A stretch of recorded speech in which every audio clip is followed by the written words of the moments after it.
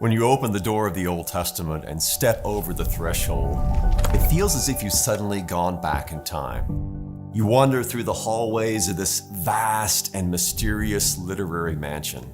And it's easy to get lost, disoriented, because this house is packed with unique rooms, some large, some small, from the sprawling family room of Genesis to the coat closet of Obadiah.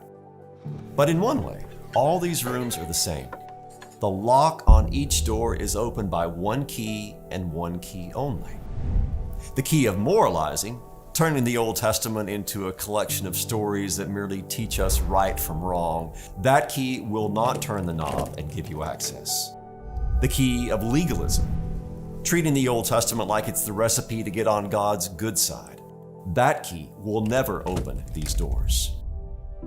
But there is a key that will. Take in hand the Christ key. Slide it inside the lock, and every door from Genesis to Malachi will swing wide open and beckon you inside to bask in the grace of God. For the last 30 years, as a student, as a professor, as an author, I've made my home in the mansion of the Old Testament. What's both amazed and excited me is that no matter how many times I enter these rooms, every time I discover more of Christ. Walking through the wild and wicked den of Judges, I find the Messiah foreshadowed in the lives of Gideon and Samson.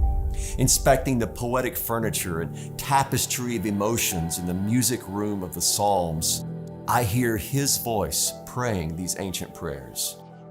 On the tabernacle altar, his cross is emblazoned. All over the Exodus, his redemption looms large. I encounter people all the time who are confused by the Old Testament, or they're curious as to how best to explore these stories. And so for them, for you, I wrote the Christ Key.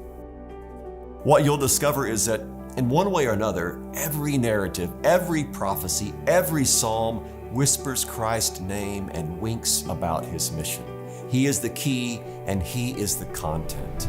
My hope, in fact, my fervent prayer, is that this book encourages you to spend the remainder of your days saying to every part of the Old Testament, "Show me Jesus."